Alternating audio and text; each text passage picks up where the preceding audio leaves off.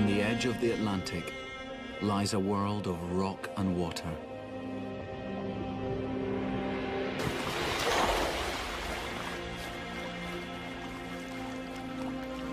Wind-scoured and rugged, yet full of grace and beauty.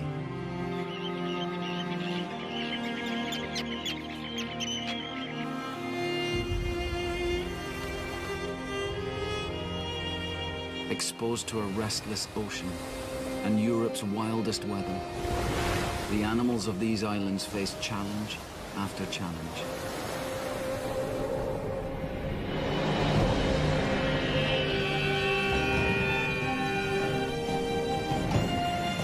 For a year, we'll follow life in this magical but unpredictable place.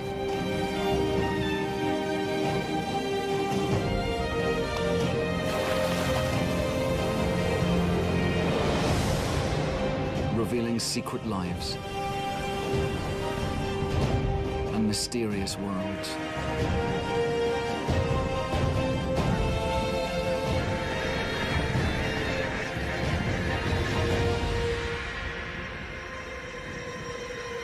Rarely seen and never filmed here before.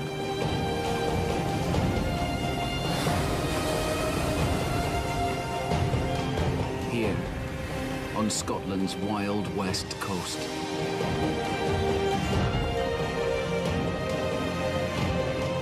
Here, in the Hebrides.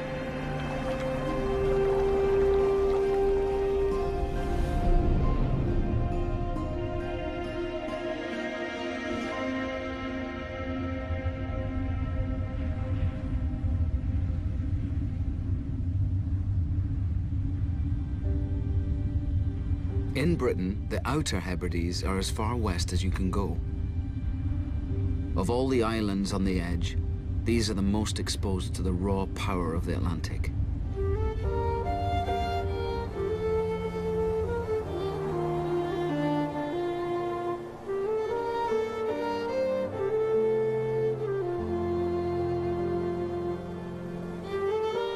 They form a long chain and carry an ancient sense of place in their names. Berneray, Benbecula, Uist, Lewis, and Harris, with mountains made from the same rock as the moon.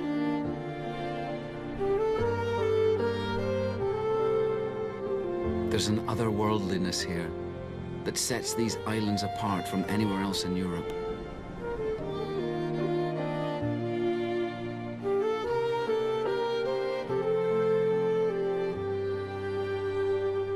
Along this final frontier are even more remote satellites, outlying rocks and stacks. And these reveal why the Outer Hebrides are so special.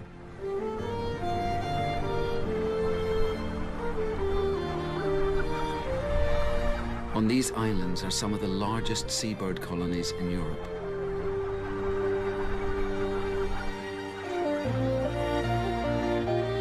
Northern gannets alone number more than 100,000 birds.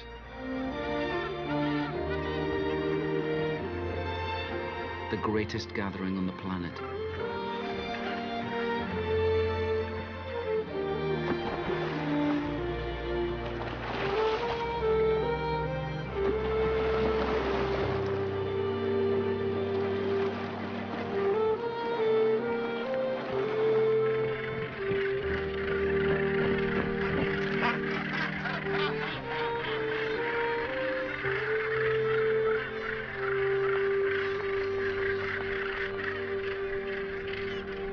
It's mid-June, and all the Hebridean seabirds have just a few short months to raise a family.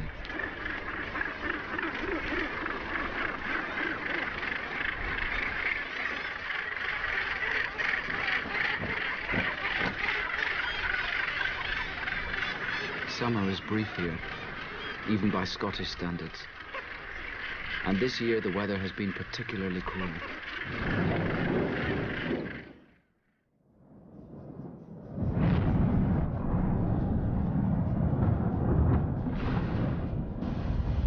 One spring, the Hebrides were hit by a devastating storm, the worst for many years.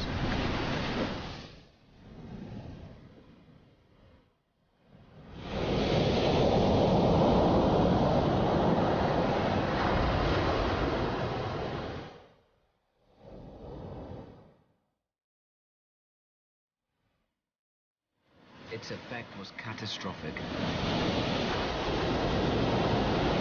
Many birds lost eggs and nests. They had to put their breeding season on hold, just as it was starting.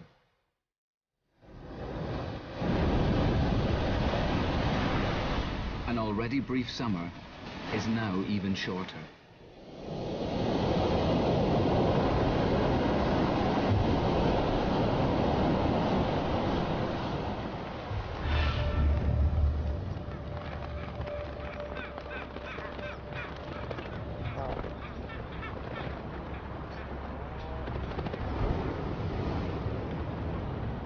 On the outlying islands, there's a real sense of urgency in the huge puffin colonies.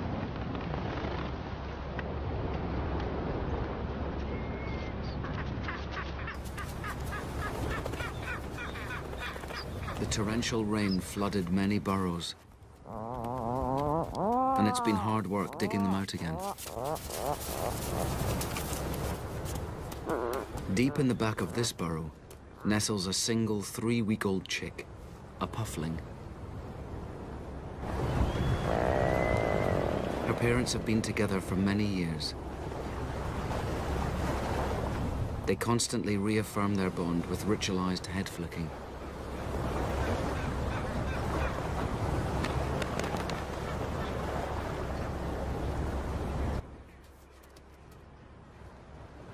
Every day they fly out to sea to bring her food, each clocking up to 100 kilometers.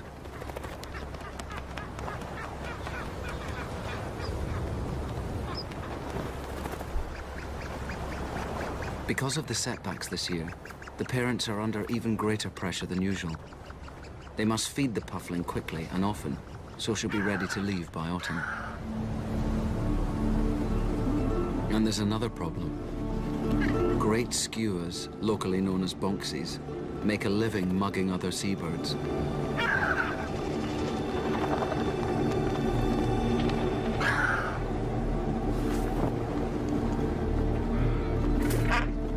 They can bully gannets twice their size into coughing up their catch.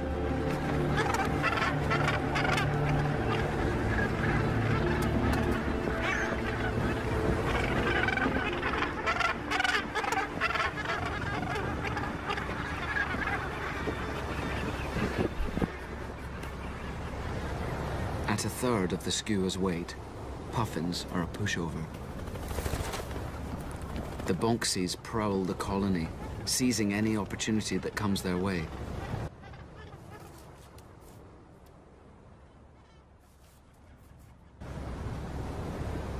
They're quite capable of dragging a puffling from its hole and devouring it. So the chick must stay well clear of the entrance.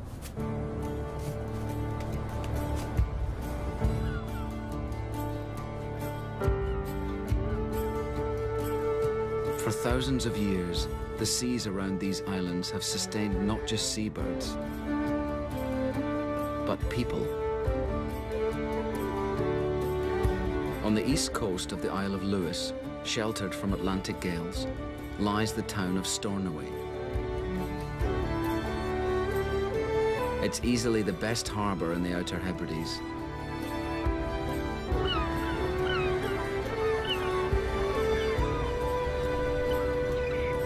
In the days when travelling across Europe was slow and dangerous, Stornoway was an important crossroads for people using the sea.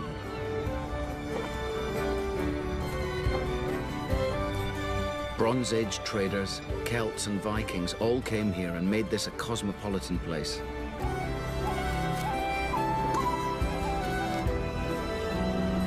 Even the town's name comes from the ancient tongue of the Vikings.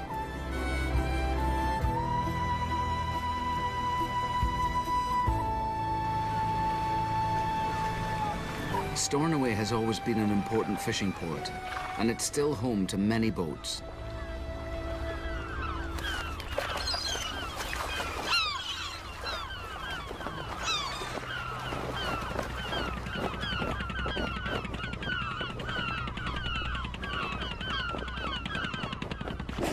A group of grey seals hangs out in the harbour, waiting for the returning fleet.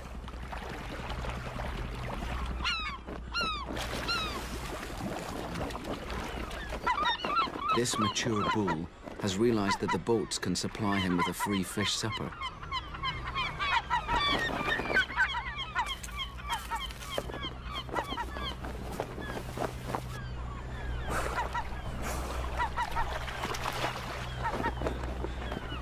Living here certainly means you don't need to work too hard to earn regular meals.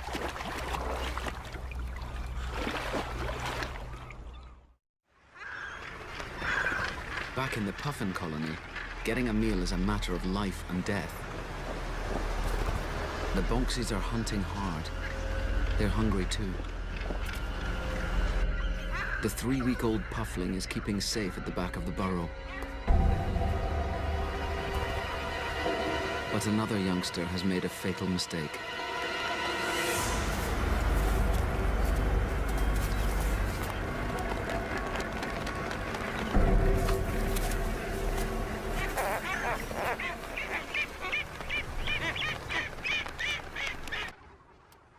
It's a lucky escape for the puffling.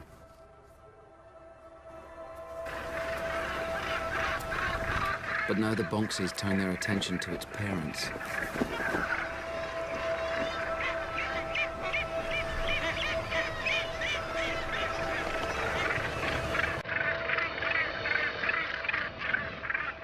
To deliver this precious catch, they have to run the gauntlet.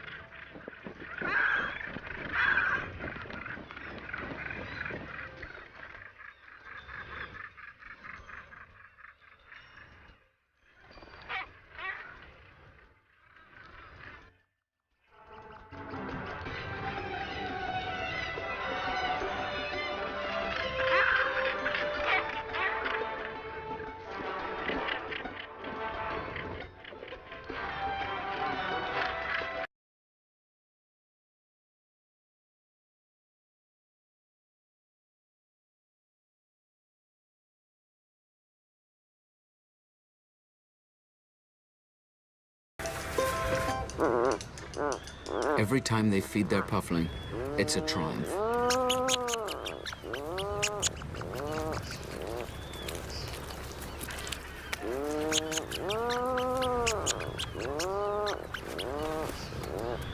The chicks which survive can live for more than 30 years. Little birds with a lot of experience.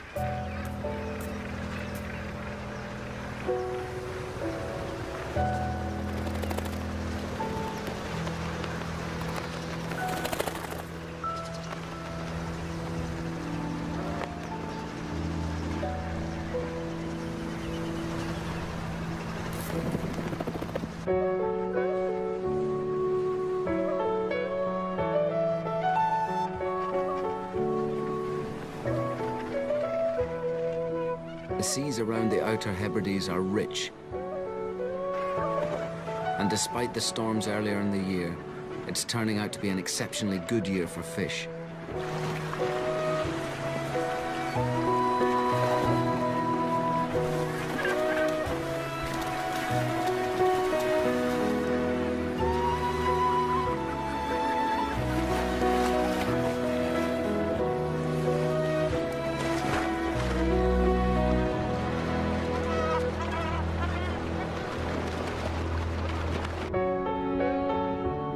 There's plenty of food here to support large shoals.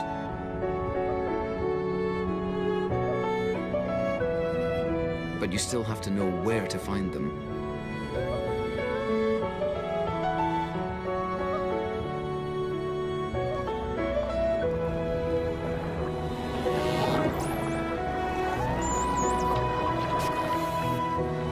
In the Sound of Barra, a pod of 15 bottlenose dolphins know all the tricks of the trade.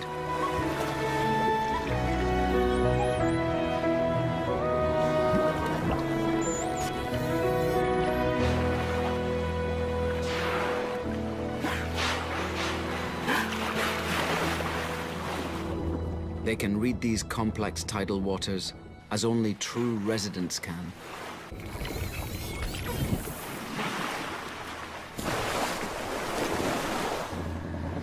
Sometimes they save energy by bow-riding fishing boats which are going the same way. After all, fishermen need to read the currents and tides too.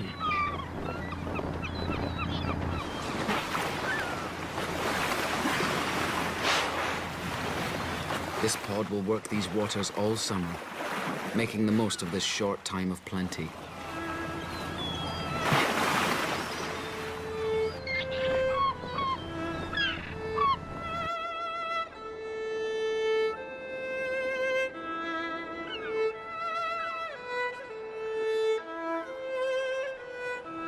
Now the local residents are joined by long-distance travelers.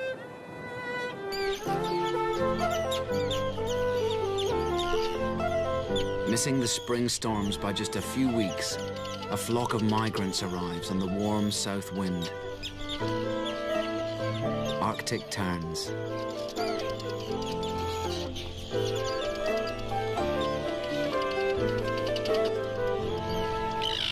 They've flown almost 19,000 kilometers from the Antarctic to the island of Lewis.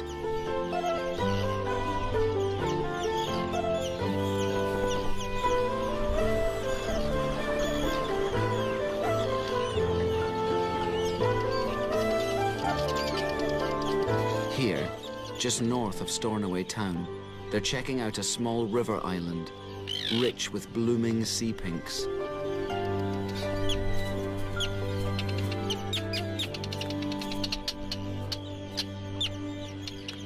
It seems ideal. There are no ground predators here, and on the doorstep is a great source of food.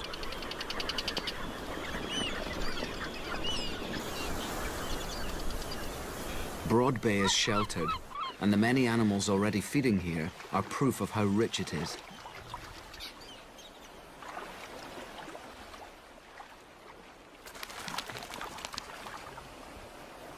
Otters fish the rising tide, while eider ducks dive for mussels.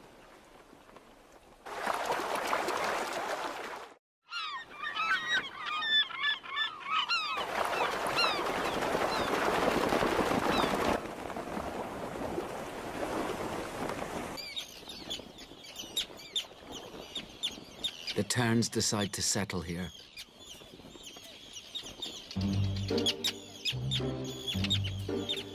They explore the river island, working out where they want to nest.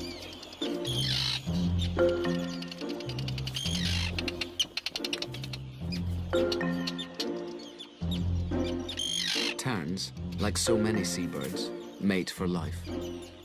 And these kind of decisions take time.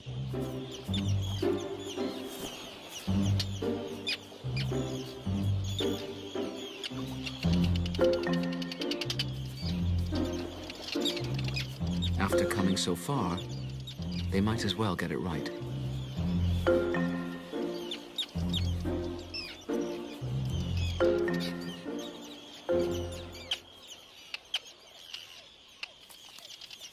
Now that's done, the male needs to cement their relationship.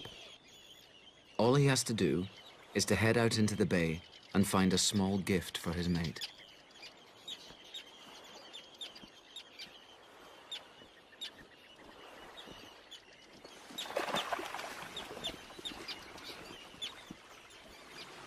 Shrimps are too slippery.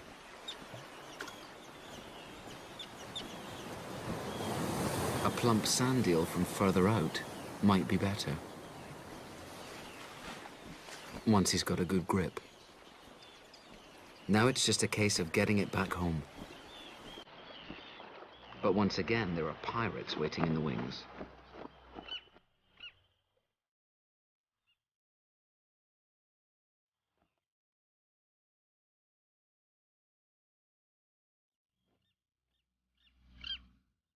This time they're Arctic skuas, swift, maneuverable, and persistent.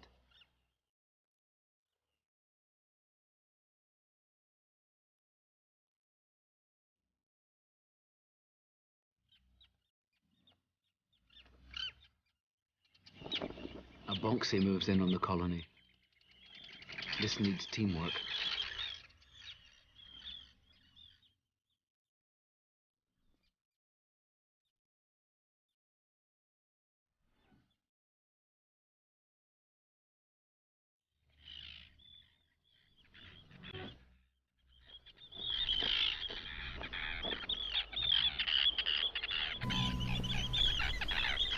But it's all worth it to hand over the prize.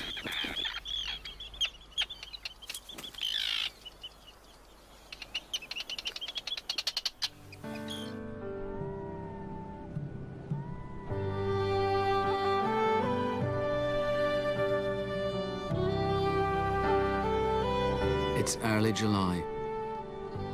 With 18 hours of daylight, conditions are perfect for growing crops.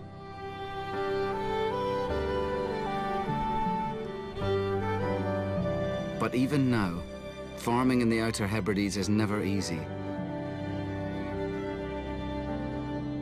The islands of Uist and Benbecula appear the most unforgiving. Scraped by long-gone glaciers, they're now as much water as land.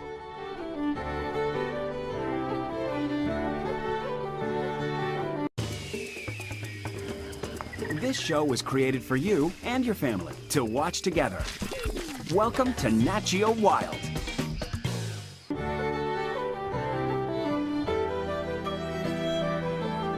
But running down the Atlantic side of the islands is one of the jewels of the Hebrides.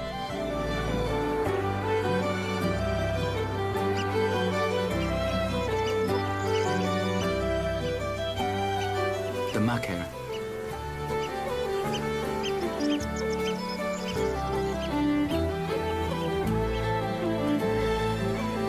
Lying between the unfertile moorland and the sea, it's like a Scottish Garden of Eden.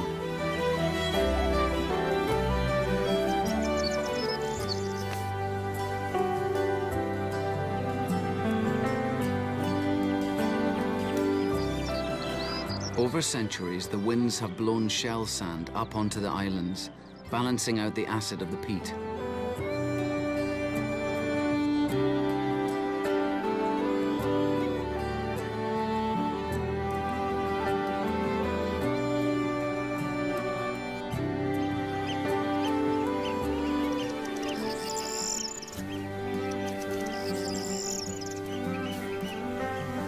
But the Macaire wouldn't be this rich if it wasn't for people.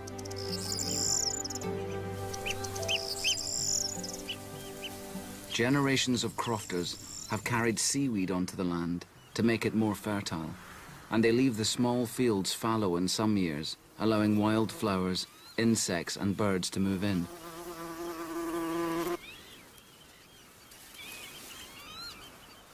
In high summer, the Macaire hums with rare bees like the moss carder and the great yellow bumblebee, extinct in most of mainland Britain.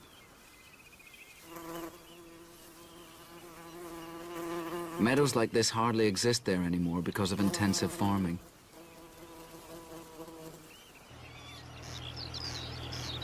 There are always corners for the corncrake, whose surreal rasping call is heard almost nowhere else in Britain. It's flourishing here in the Uists.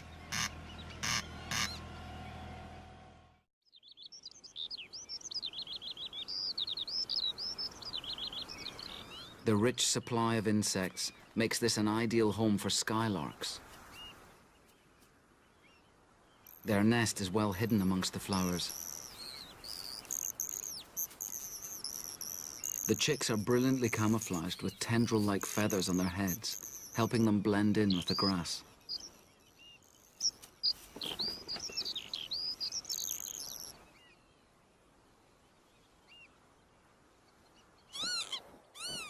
The Macaire is also globally important because it's home for birds like lapwings which nest on the ground.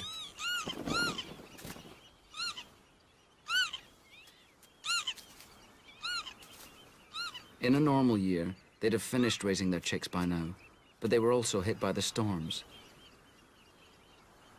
So along with other local residents like redshanks and oyster catchers, they're sharing the Macaire with recently arrived migrants.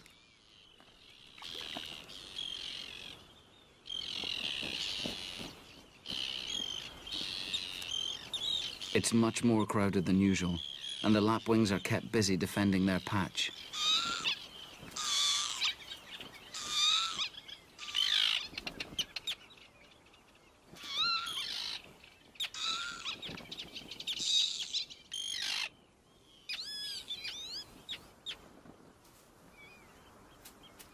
Wader chicks hatch fully fluffed up and ready to go.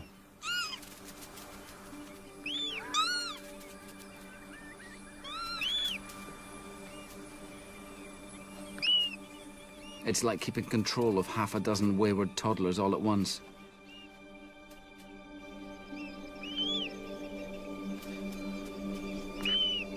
The mother lapwing has a real job on her hands to keep her brood together and safe.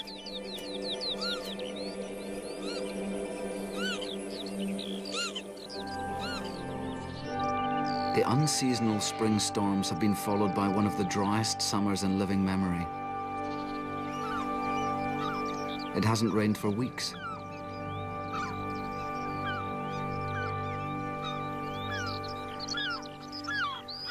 Throughout July, the ground nesting birds work frantically. The skylark chicks that seemed so small and defenseless just weeks ago are now chasing their parents for food.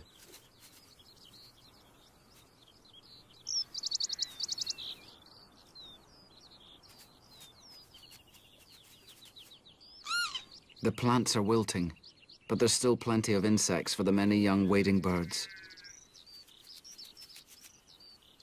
They're growing fast, but still can't fly. The lapwing chicks have grown, but the brood is down to just 2. It's a bigger loss of life than you'd expect in a place without ground predators. It's suspicious.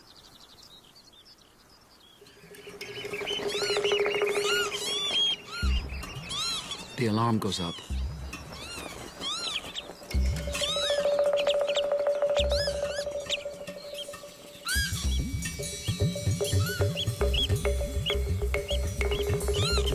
A ferret, an escaped domestic animal, is on the loose and causing chaos.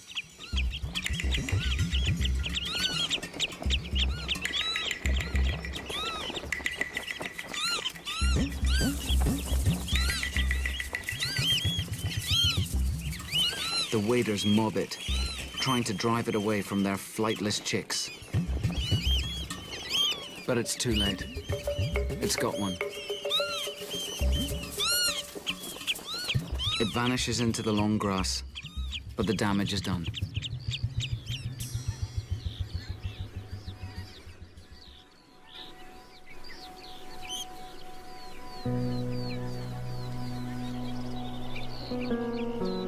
Introduced animals like ferrets can cause havoc in this fragile place. But that's not the only problem. The Uist macaire is less than 2 meters above sea level in many places.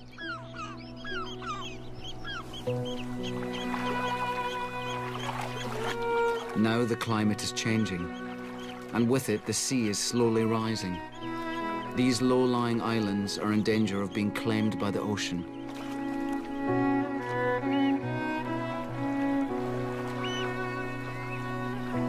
Here, where change is a fact of life, they say, what the wind brings, the current takes away.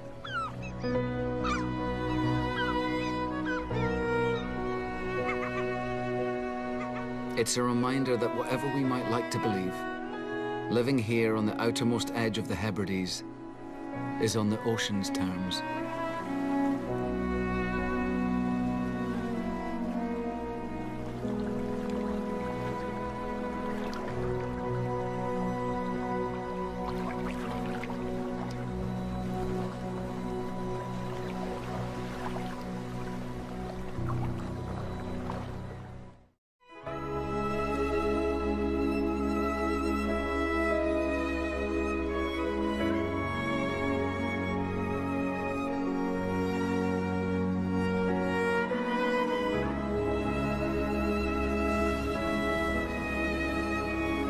It's August, and the Outer Hebrides appear almost tropical as the sun beats down day after day.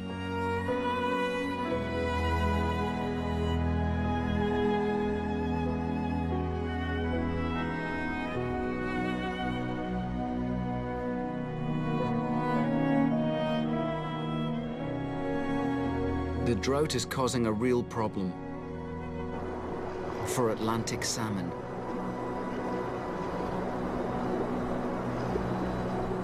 After a life at sea, they're gathering by the mouth of their home river, close to Amonsui Castle on Harris. To complete their life cycle, they need to swim upstream to spawn.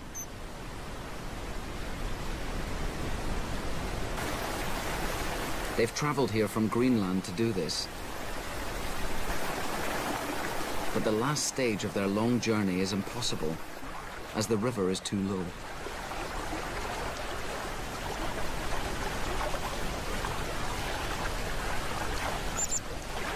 It's not a problem for dippers.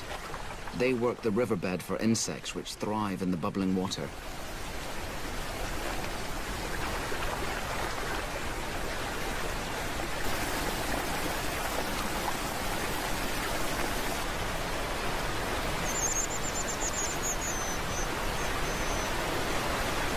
Unable to advance, the waiting salmon are being picked off by grey seals.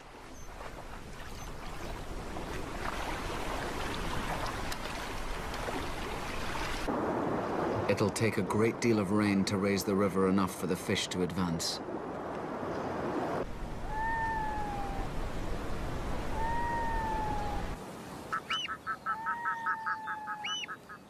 In the hills above the castle, a family of red-throated divers are also at a turning point in their lives. The two chicks are growing fast, and they're hungry. But one is larger and more aggressive.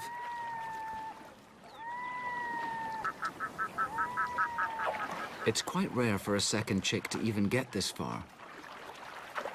Usually it would lose out on most of the feeds and die.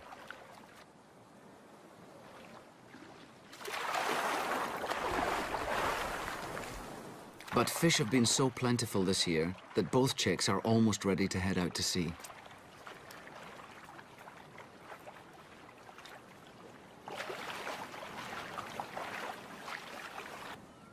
They just need to learn how to fly.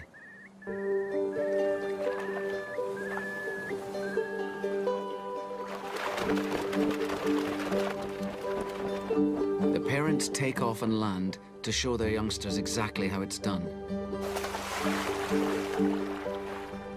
But it's a challenging skill to master.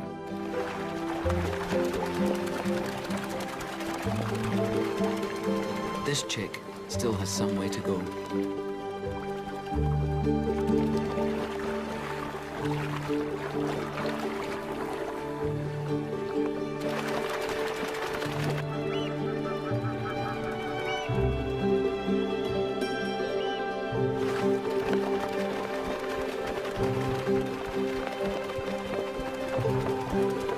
You also need a lot of extra lift when your home is surrounded by mountains this steep.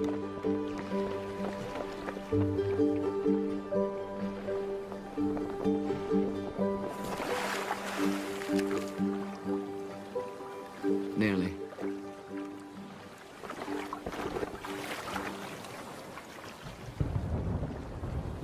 They don't have long.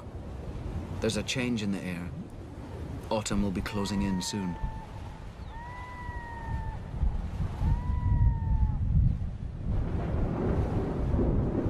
Storm clouds are building.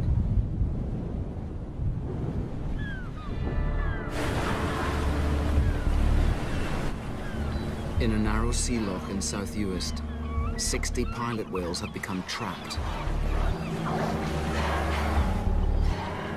They're creatures of the open ocean, but they may have followed a shoal of squid into this dangerous place.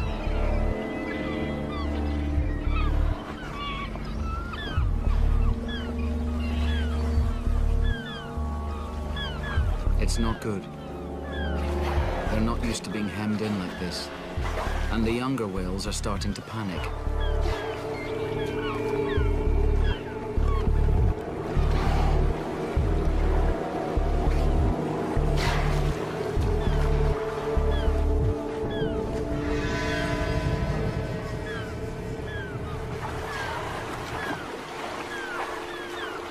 Several have cut themselves in the sharp rocks.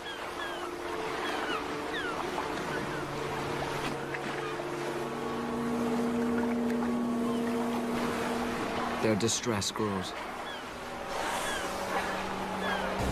The shore is dangerously close.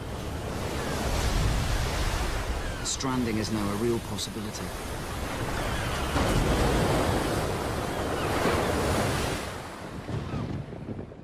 But luck is on their side. The tide is rising, opening the door of their prison, and the pod starts to move back towards safety in the open ocean.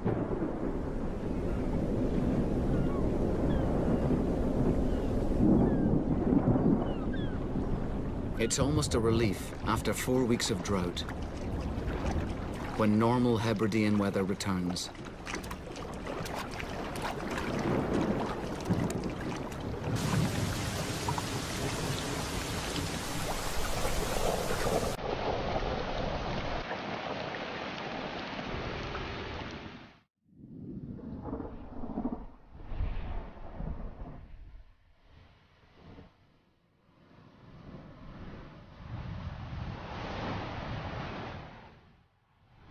High in the mountains of Harris, the rivers are swelling and the water thunders towards the sea.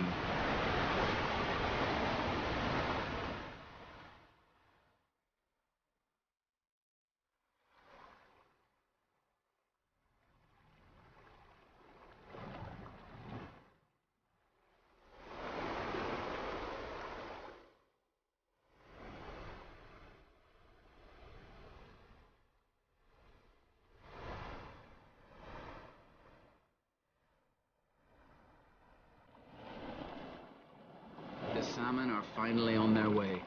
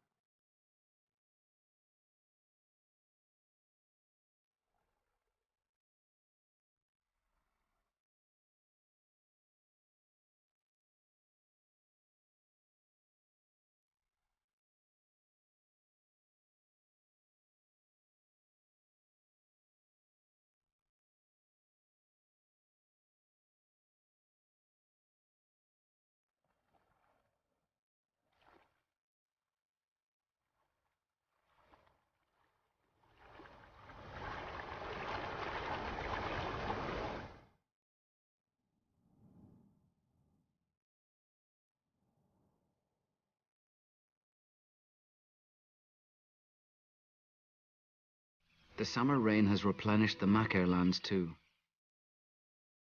Crops are ripening as the wild flowers set seed.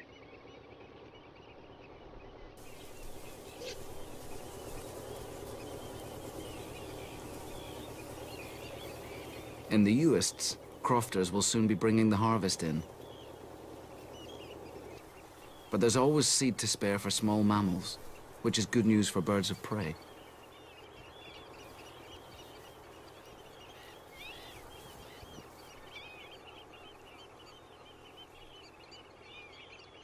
A recently fledged short-eared owl watches one of its parents quarter the fields, hunting for mice and voles.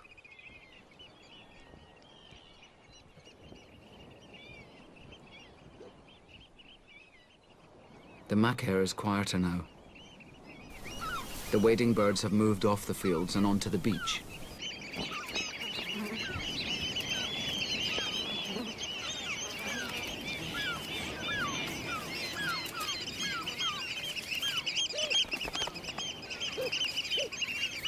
Seaweed, washed up by the spring storm, is rotting quickly in the midsummer heat.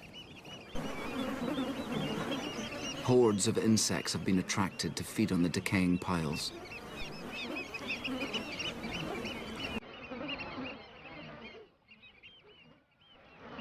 Springtails eat bacteria that break down the kelp.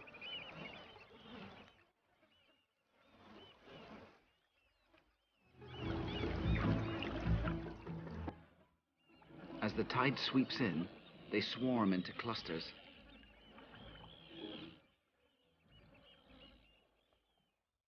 On the surface, they're fair game for passing terns.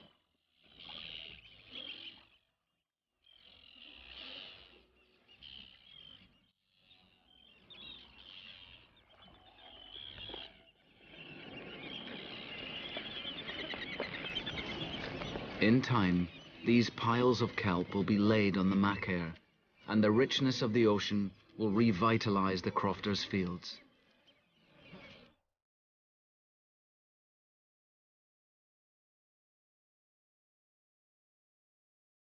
It's September, and across the Uists, ancient machinery grinds into life.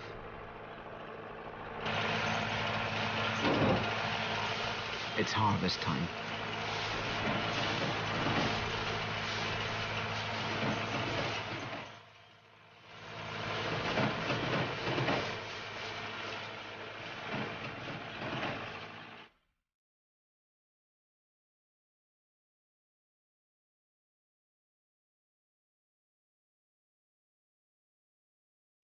Once the crops are cut, they're gathered into sheaves and then piled into stooks and stacks.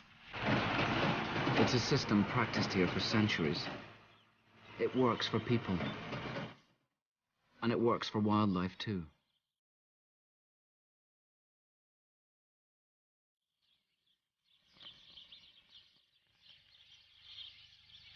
But the knowledge of how delicately it all fits together is fading, along with this generation of crofters.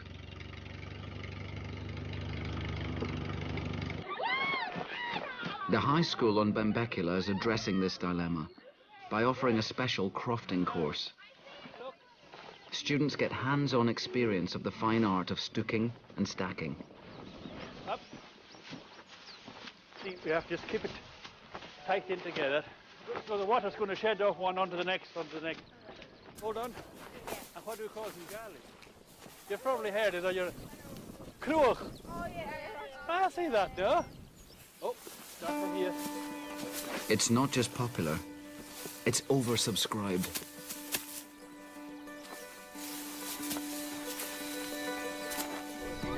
It's up to this generation of school leavers to decide whether the Macaire lives on. What's the first one?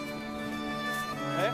And these are exactly the people who will be the most tempted to leave the Outer Isles for a mainland, mainstream life.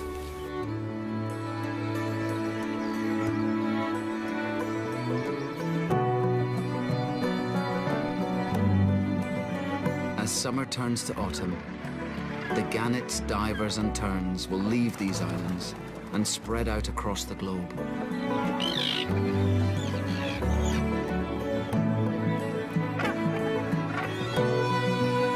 Under the cover of darkness, the pufflings will slip out to sea to spend many long months on the open ocean.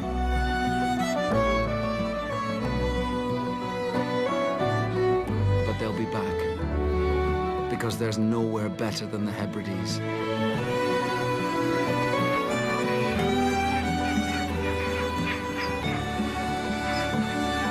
These precious islands on the edge are some of the best places for wildlife anywhere in the world.